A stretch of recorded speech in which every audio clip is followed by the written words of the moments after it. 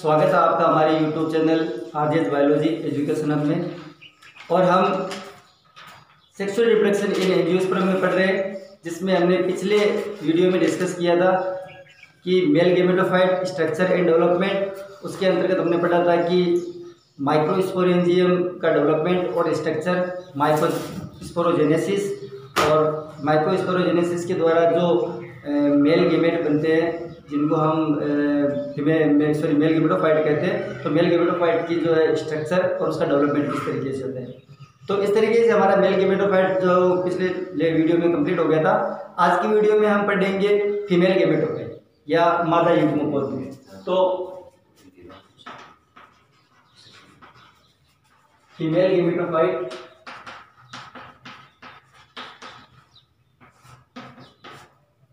तो इसको पढ़ने से पहले एक बार मैं आपसे रिक्वेस्ट करूंगा कि अगर आपने हमारे चैनल को सब्सक्राइब नहीं किया तो प्लीज़ ज़रूर सब्सक्राइब करें, और अगर वीडियो पसंद आ रही है आपको तो लाइक ज़रूर करें, क्योंकि इससे हमें सपोर्ट मिलता है और हमें प्रोत्साहन मिलता है, तो हम और अच्छे से अच्छे वीडियो आपके लिए लाते रहेंगे। तो फीमेल गेमेटोफाइट जो है आज हमारा टॉपिक है, मादा युग्मकोद्भिद।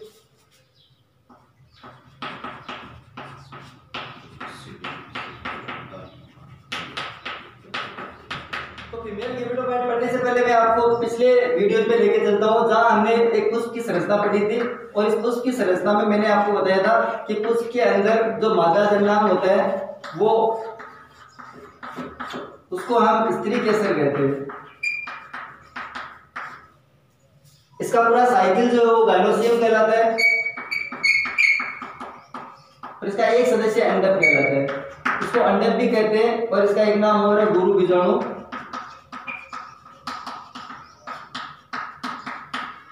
पर्ण। और गुरु बीजाणु पर्ण वो मॉडिफाइड लीव्स या रूपांतरित पत्तियां होती है, पर्ण होती है, जो गुरु बीजाणु ध्वनि को धारण करती है, जिसके अंदर गुरु बीजाणु जनन की क्रिया द्वारा गुरु बीजाणु का निर्माण होता है। तो यही वो संरचना है। तो मैं आपको फिर एक बार और बता देता हूँ कि ये जो है वो स्पोरोफाइट प्लांट पे जो है लगी हुई संरचना है फूल। तो पुष्प भी स्पोरोफाइट है, और इस स्पोरोफाइट के ऊपर जो दूसरा गेमेटोफाइट बनना है, जिसको हम कह रहे हैं फीमेल गेमेटोफाइट, उस फीमेल गेमेटोफाइट का निर्माण इसी अंडक के अंदर होगा। तो कहने मतलब यही वो संरचना है जहां फीमेल गेमेटोफाइट का डेवलपमेंट होने वाला है। तो हम इसके अंदर देखते हैं। तो अगर मैं एक अंडक की संरचना बनाऊं यहाँ पे, तो देखो एक अंडक जो है वो एक घड़ेनुमा संरचना होती है जो 3 पार्ट में बंटी होती है। यहाँ सबसे ऊपर वाला पार्ट जो होता है इसको कहते हैं वर्तिकाग्र, स्टिग्मा,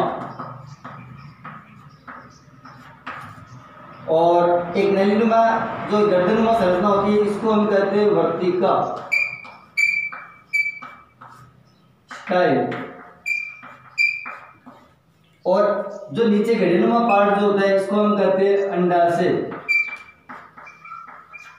या ओवेरी।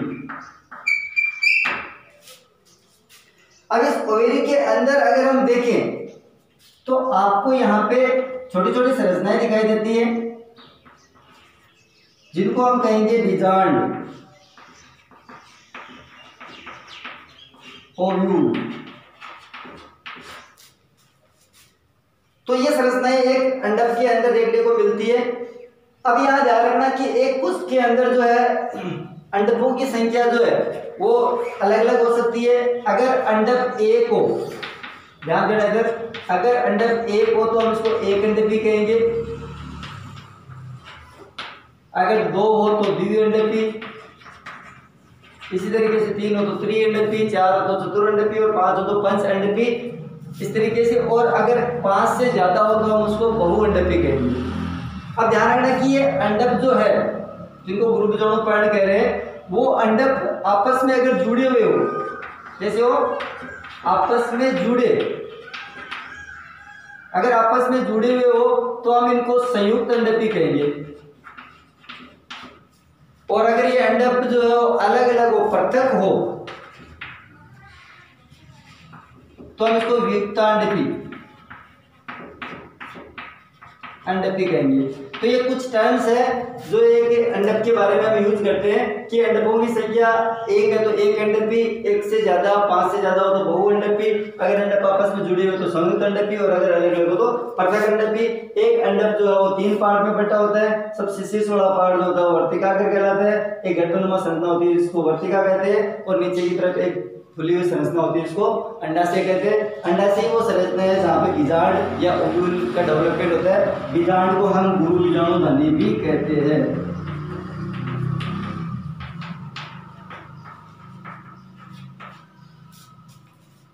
तो अब हम इसके अंदर जो डेवलप हो रही है जो संरचना है जिसको हम बीजांड कह रहे हैं, उस बीजांड की संरचना के बारे में पढ़ेंगे।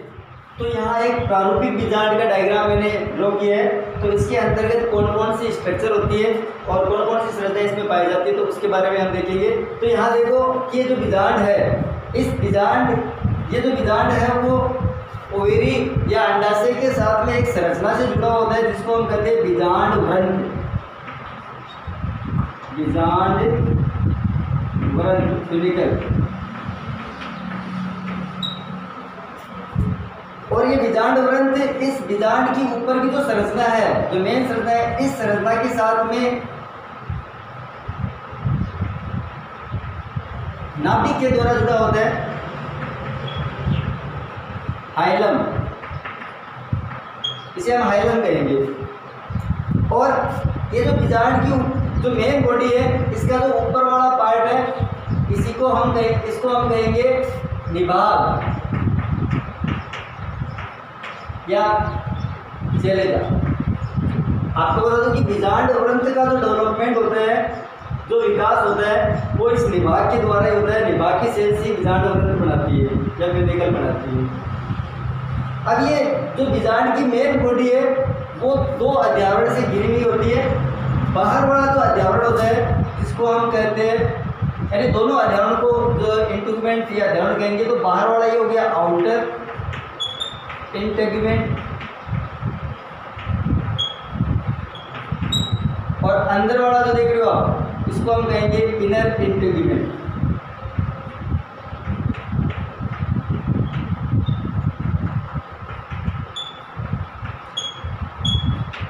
आउटर और इनर मतलब बाहरी और आंतरिक अध्यावरण। तो 2 अध्यावरण हो गए। अब अगर आप इस बीजांड के अंदर इसके भीतर देखो तो आपको यहाँ पर कुछ पेरेन्काइम सेल या मर्दुदा कोशिकाएं दिखेगी। क्या मर्दुदा कोशिकाओं का एक पूरा समूह होता है। इस पूरे मर्दुदा कोशिकाओं के समूह को हम कहते हैं बीजांडकाय,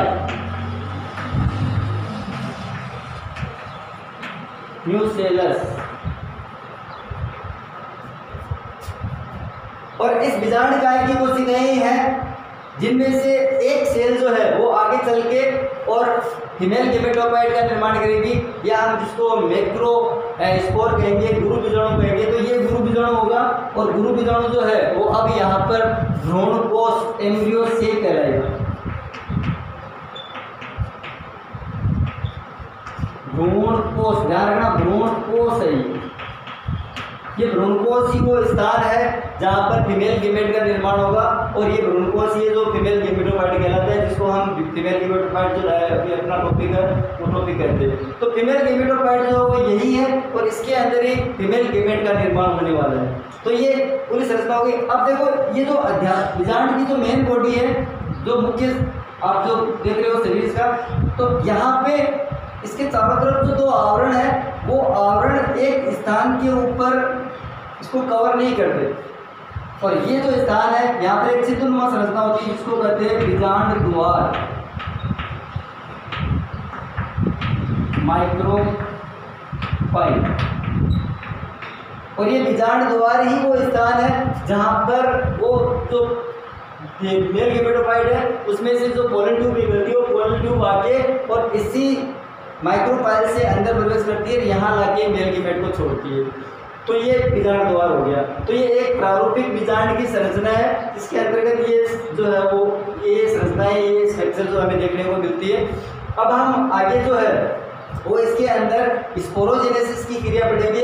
तो मैक्रो स्पोरोजेनेसिस किस प्रकार से होता है, किस प्रकार से इसके अंदर भ्रूणकोश या फीमेल गेमेटोफाइट का डेवलपमेंट होता है। तो इससे पहले जो है हम यहाँ पे जो है वो थोड़ा ये देख लेते हैं कि किस किस प्रकार के बीजांड जो है वो एंजियोस्पर्म प्लांट में मिलते हैं। तो हम अभी बीजांड के प्रकार पढ़ेंगे, क्योंकि हमने एक प्रारूपिक बीजांड की संरचना पढ़ाई है और भी कई प्रकार के बीजांड देखने को मिलते हैं एंजियोस्पर्म में। तो देखो कौन कौन से। तो बात करते हैं बीजांड के प्रकार की। तो बीजांड जो है एंजियोस्पर्म प्लांट्स के अंदर बीजांड जो है वो 6 प्रकार के देखने को मिलते हैं। तो कौन कौन से प्रकार है देखो यहाँ पे। सबसे पहला जो प्रकार है वो है ऋजु बीजांड।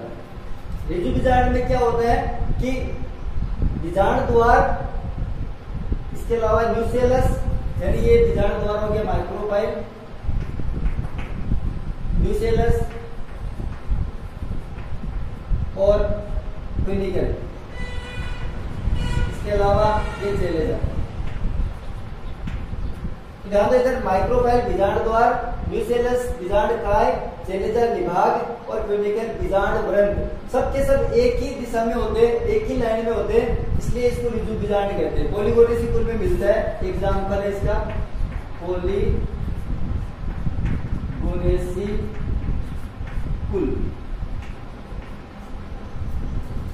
दूसरा जो बीजांड का प्रकार है वह प्रतीक बीजांड। प्रतीक बीजांड में क्या होता है कि यहाँ पे बीजांड जो है इसके बीजांड व्रत में थोड़ी वक्रता होती है, और वक्रता होने के कारण ये जो इसका बीजांड द्वार है जिसको अपन माइक्रोपाइल कह रहे हैं, वो ट्यूनिकल के नजदीक आ जाता है, बीजांड व्रत के नजदीक आ जाता है। लेकिन ध्यान रखना कि माइक्रोपाइल और चेलेजा जो है निभाग वो एक ही दिशा में होते हैं, बस केवल वक्रता के कारण माइक्रोपाइल ट्यूनिकल के नजदीक आ जाता है। और हाइलम जिसको हम कह रहे हैं यहाँ हाइलम, तो हाइलम इसके भी ये नजदीक है, तो हाइलम और ट्यूनिकल के ये नजदीक आ गया, और दोनों जो है वो चेलेजा और माइक्रोपाइल जो एक ही सीधी रेखा में होते हैं। इस तरीके का जो बीजांड होता है उसको हम प्रतीक बीजांड कहते हैं। और मैं आपको बता दूं कि 80% जो एंजियोस्पर्म है, एंजियोस्पर्म उनमें इसी प्रकार का बीजांड पाया जाता है। तीसरा जो है वो है अर्ध प्रतीक। अर्ध प्रतीक में क्या होता है कि माइक्रोपाइल और चेलेजा जो है एक क्षैतिज रेखा में आ जाते हैं। देखो ये चेलेजा हो गया, इसको हम निभाग कहते हैं, और ये माइक्रोपाइल हो गया। ये दोनों एक दूसरे के जो है वो क्षैतिज में आ गए, और यहाँ पर जो ट्यूनिकल है उसके समकोण पर देखो ये 90 डिग्री हो गया ना, यहाँ पे ये ट्यूनिकल है यहाँ, तो ट्यूनिकल के 90 डिग्री यानी 90 डिग्री पर आ जाते हैं, लेकिन होते दोनों सीध में ही है, एक सीधी रेखा में होते हैं, लेकिन ट्यूनिकल के जो है यानी बीजांड व्रंत के ये 90 डिग्री पर आ जाते हैं। इस तरीके का जो बीजांड है उसको हम अर्ध प्रतीक कहते हैं, और ये रेनुकुलेसिकुल में मिलता है। एग्जाम्पल है रेनुकुलेसिकुल।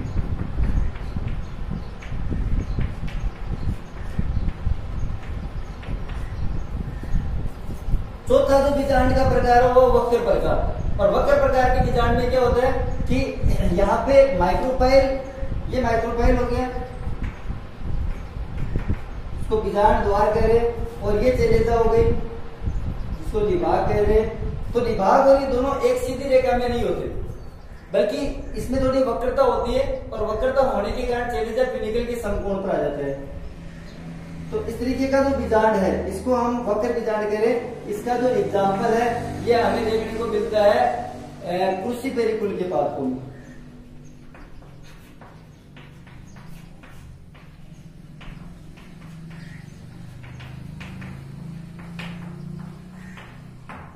थोड़ी वक्रता होती है, सीध में नहीं रहते।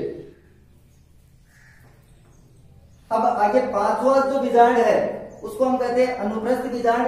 और अनुप्रस्थ बीजांड में क्या होता है कि ये न्यूसेलस हो गया और ये चेलेजा, ये दोनों फ्यूनिकल के 90 डिग्री पर होते हैं। ये फ्यूनिकल है तो इसकी ये दोनों 90 डिग्री पर होते हैं, ये 90 डिग्री पर है। लेकिन ध्यान रखना कि माइक्रोपाइल जो इसके 90 डिग्री पर नहीं है, थोड़ा सा घुमा हुआ होता है, इसे अनुप्रस्थ कहते हैं, और ये एलिमेनेसिकुल में मिलता है। एग्जाम्पल है इसका एलिमेनेसिकुल।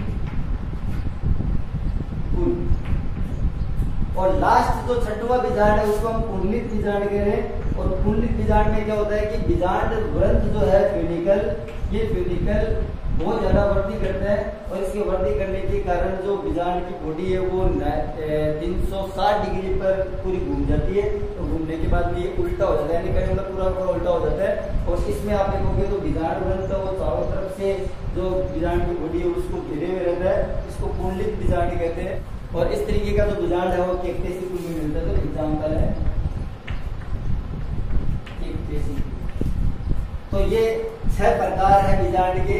तो 6 टाइप के बीजांड जो एंजियोस्पर्म प्लांट के अंदर देखने को मिल जाते हैं, जिनके आपको कभी एग्जाम में छोटा क्वेश्चन आ जाता है कि ऋतु प्रकार का बीजांड किसमें पाया जाता है या अंतःपत्ति प्रतीक किसमें पाया जाता है, थोड़ा बहुत उसको याद रखना है। तो आगे हम देखेंगे कि इस गुरु बीजाणुधर्मी या बीजांड के अंदर जो मेन क्रिया होने वाली है उसको हम कहेंगे मेगा स्पोरोजेनेसिस। और मेगा स्पोरोजेनेसिस की प्रोसेस किस प्रकार से होती है, किस प्रकार से गुरु बीजाणुधर्मी की क्रिया के द्वारा गुरु बीजाणु या फीमेल गैमेटोफाइट बनता है, जिसको हम भ्रूण कोष कहते हैं। अब अपना अगला टॉपिक है मेगा स्पोरोजेनेसिस या गुरु बीजाणु जनन। तो गुरु बीजाणु जनन पढ़ने से पहले मैंने आपको बताया था पीछे कि यहाँ पे जो अंडप है, अंडप का जो ओवेरी अंडाशय, अंडाशय के अंदर बीजांड बनते हैं। बीजांड की स्ट्रक्चर अपन ने पूरी पढ़ ली है। इस बीजांड की संरचना में हमने ये पढ़ा था कि बीजांड के भीतर केंद्र में एक मर्दुदक कोशिकाओं का समूह होता है जिसको हम कहते हैं म्यूसेलस बीजांड का। और अगर मैं इस बीजांड काय को इस दिशा में लाऊं तो यहाँ लाऊं तो देखो बीजांड काय जो इस तरीके की स्ट्रक्चर होती है, जहाँ पे एक बाहर की तरफ एपिडर्मिस होती है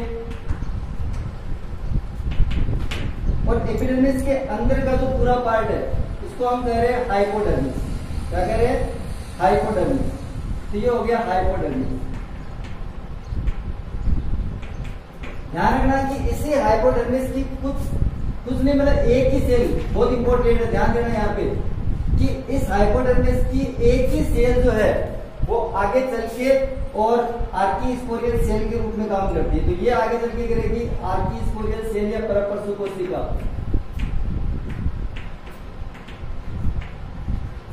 सिंगल सेल बहुत इंपॉर्टेंट है, एक बार और देख लेना कि गुरु बीजाणुधरण के दौरान म्यूसेलस के अंदर की सिर्फ एक सेल यानी म्यूसेलस के हाइपोडर्मिस की अध्यक्षता होता है कि सिर्फ एक कोशिका जो है वो आर्कीस्पोरियल या परपरसुतक कोशिका के रूप में काम करती है। परपरसुतक कोशिका के रूप में काम करती है और यही सेल जो है वो आगे चलकर और स्पोरोजिनस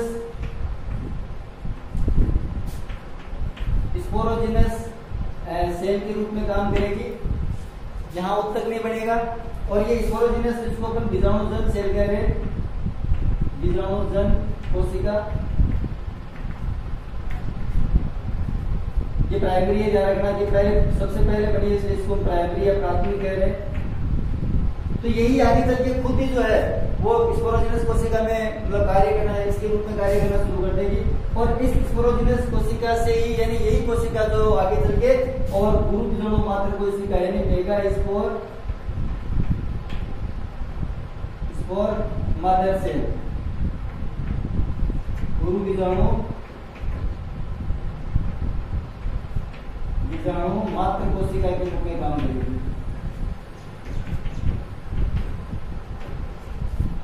यहाँ पे मैं आपको बता दूं कि गुरु बीजाणु मात्र कोशिका जो होती है, यहाँ तक कि इसकी ऊपर की सारी सेल्स जो होती है वो द्विगुणित होती है, ध्रुवन होती है, इसलिए ये स्पोरोफाइट पीडी है।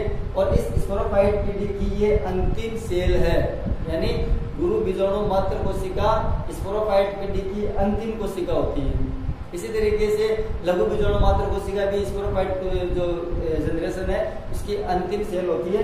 और फिर इस सेल्स के अंदर होता है मियोसिस, क्योंकि ये सेल जो होती है स्टाइल फर्टाइल प्रकार की होती है, जनक प्रकार की सेल्स है, तो इसमें मियोसिस होगा। और मियोसिस के द्वारा आपको पता है कि गुरु जो है मियोसिस की प्रोसेस में एक कोशिका से 4 कोशिका बनती है, एक मात्र कोशिका से 4 दूसरी कोशिका बनती है, जिनके अंदर पुरुषों की संख्या जो होती है वो मात्र कोशिका की आधी होती है। तो हाफ क्रोमोसोम सेट पाएंगे इसके अंदर, तो इससे 4 गुरु बीजाणु बनते हैं। कितने बनेंगे? 4, 1, 2, 3 और ये 4, इनको हम कहेंगे गुरु बीजाणु।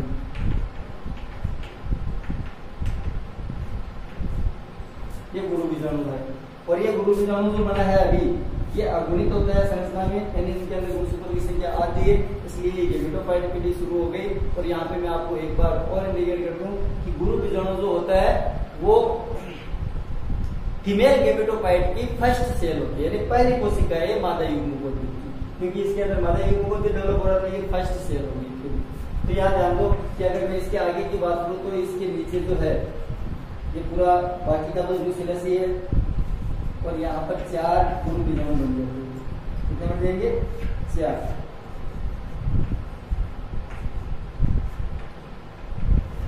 और इन 4 में से ध्यान रखना कि 3 जो है वो डिजनरेट हो जाते हैं, अपासित हो जाते हैं, खत्म हो जाते हैं। सिर्फ एक चेलेजा की तरफ का, इस तरफ का चेलेजा ये है, तो चेलेजा की तरफ का एक गुरु बीजाणु जो है वो शेष रहता है। 3 खत्म हो जाते हैं, 3 नष्ट हो जाते हैं, डिजनरेट हो जाते हैं, और ये 3 डिजनरेट होकर इसके भोजन का ही कार्य करते हैं। और इसके अलावा इसको भोजन देने के लिए, जैसे अपन ने माइक्रोस्पोरेंजी में पढ़ा था कि वहाँ पर माइक्रोस्पोर को भोजन देने के लिए, पोषण देने के लिए जो टेपिटम होता है, यहाँ टेपिटम नहीं होता, तो इसको पोषण देने के लिए न्यूक्लियस जो है यही उपयोग में आता है। और ये 3 जो जनरेट हुए ये भी इसके पोषण में काम आ जाते हैं। तो ये पूरा जो चारों तरफ का जो पूरा मैटर है, यहाँ तो सेल्स का जो मास है, समूह है, वो सारा इसी को ही पोषण देगा।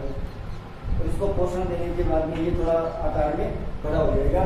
तो इस तरीके से ये जो संरचना बड़ी है सिंगल, ये तो पूरे डिजनरेट हो गया, ये थोड़ा बड़ा हो गया, और ये जो सिंगल सेल बड़ी है, सिंगल संरचना बड़ी है, इसको हम कहेंगे गुरु बीजाणु।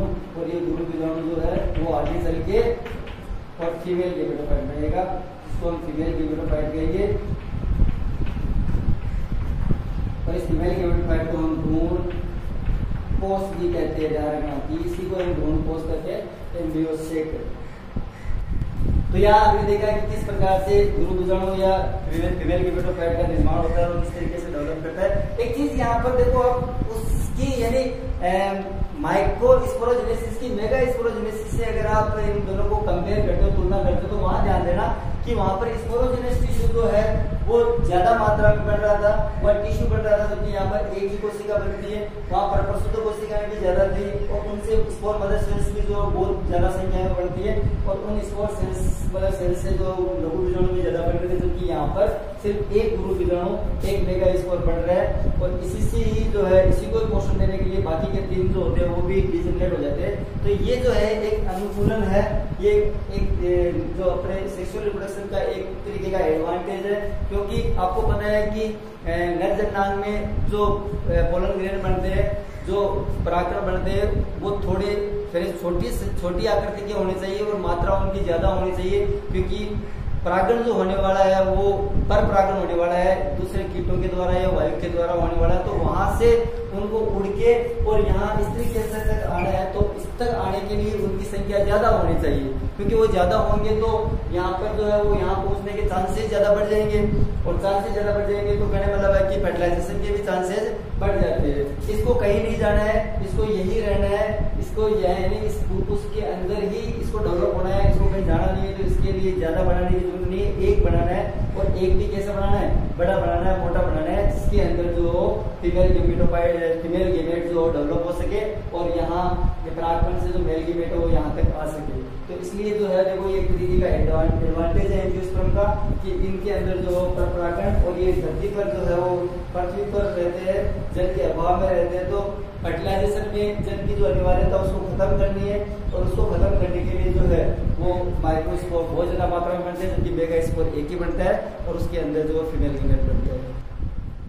तो देखो अब हम फीमेल गेमेटोफाइट जो है उसकी स्ट्रक्चर और डेवलपमेंट पढ़ेंगे कि मादा युग्मकोद्भिद की संरचना कैसी होती है और उसका कैसा किस प्रकार से विकास होता है। तो ध्यान दो इधर कि अभी हमने थोड़ी देर पहले देखा था कि मेगा स्पोरोजेनेसिस की क्रिया के द्वारा सिर्फ एक ही मेगा स्पोर जो रहता है, और ये मेगा स्पोर जो है वो भोजन लेके और थोड़े आकार में वृद्धि करता है, क्योंकि ये सिंगल ही काम आने वाला है, तो ये थोड़ा मोटा हो जाता है। और मोटा होने के बाद में अगर आप इसके अंदर देखो तो एक मेगा स्पोर के अंदर चारों तरफ एक भित्ति होती है, भित्ति के अंदर जो इसका कोशिका द्रव्य होता है, कोशिका द्रव्य के अंदर एक अगुणित केंद्रक होता है।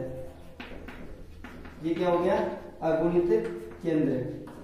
अब जैसे जैसे ये डेवलप होगा तो इसके अंदर छोटी छोटी वैक्यूल्स बनना शुरू हो जाएगी। ये वैक्यूल्स है जिनको रिक्तिका कह रहे हैं, ये वैक्यूल्स होगी इसको हम रिक्तिका कह रहे हैं। अब ध्यान देना कि धीरे धीरे रिक्तिकाएं जो मिलकर आपस में और एक बड़ी रिक्तिका के रूप में बदल जाती है। तो इस तरीके से ये तो हो गया न्यूक्लियस और यहाँ एक मोटी रिक्तिका बनने लग जाती है। अब इसके बाद में ध्यान देना कि इसके अंदर जो इसका केंद्रक है, इस केंद्रक में 3 बार फ्री न्यूक्लियर डिवीजन होता है, मुक्त केंद्र की विभाजन होता है, जिससे 8 केंद्रक बनते हैं।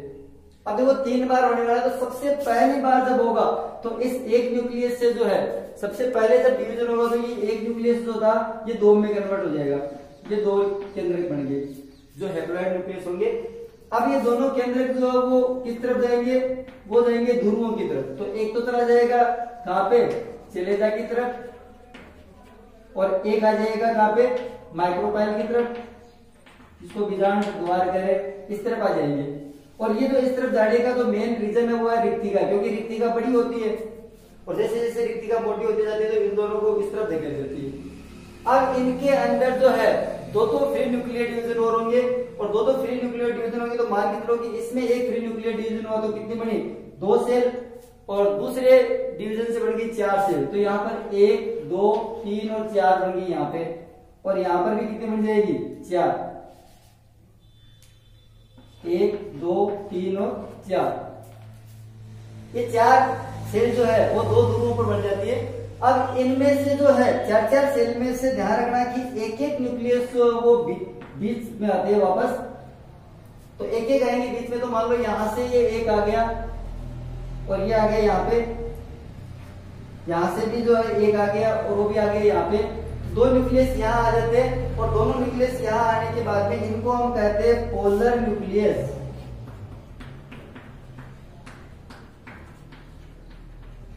पोलर न्यूक्लियस, ये पोलर न्यूक्लियस कहलाएंगे। तो अब ध्यान दो कि 3 ऊपर की तरफ बच गए, और जो 3 ऊपर की तरफ जो केंद्रक बचे वो तीनों अगुणित है, और ये 3 कोशिका में बदल जाते हैं। कितनी कोशिका में बदलेंगे, 3 में। तो ये 3 जो है वो 3 सेल बन जाएगी, इनको हम एंटीकोडल सेल, क्योंकि बाद में भित्ति का निर्माण हो जाता है तो ये कोशिकाओं में चेंज हो जाते हैं, और इनको प्रतिमुखी कोशिकाएं कहेंगे।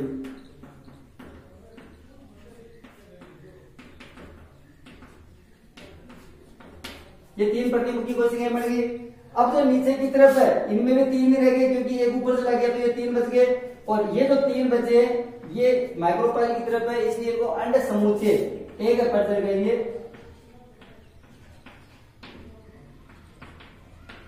एक अपर्चर अंड समुच्चय कहलाएंगे।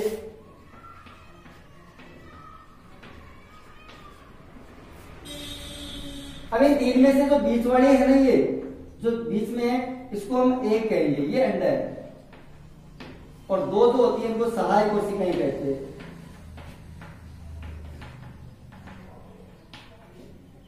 सिनर्जिक सेल्स है, ये सहायक कोशिकाएं हैं जो इसके साइड में है। तो इस तरीके से ये अंड समुच्चय बन गया। तो ऊपर की 3 जो है वो एंटीपोडल सेल्स, और माइक्रोपाइल की तरफ की जो 3 है वो अंड समुच्चय। यहाँ ये जो बीच में जो 2 केंद्रक है जिनको हम पोलर न्यूक्लियस कह रहे हैं, ये पोलर न्यूक्लियस जो आपस में जुड़ेंगे, और इनके जुड़ने से जो है वो एक द्विगुणित केंद्रक का निर्माण होगा। तो इसको हम 2n कहेंगे, द्विगुणित केंद्रक, और द्विगुणित होने का इसको हम द्वितीय केंद्रक भी कहेंगे, और इसको सलीन केंद्रक भी कहेंगे। अब इनको द्वितीय केंद्रक और सलीन केंद्रक कहते हैं। तो इस तरीके से अगर आप देखो तो एक डेवलप्ड जो फीमेल गेमेटोफाइट है उसके अंदर 8 केंद्रक और 7 कोशिकाएं पाई जाती है, जिनमें से 3, 3, 6 और 2 यहाँ केंद्रक थे, तो 8 केंद्रक हो गए, और 3, 3, 6 और एक 7वीं सेल्स, ये 7 सेल्स होगी।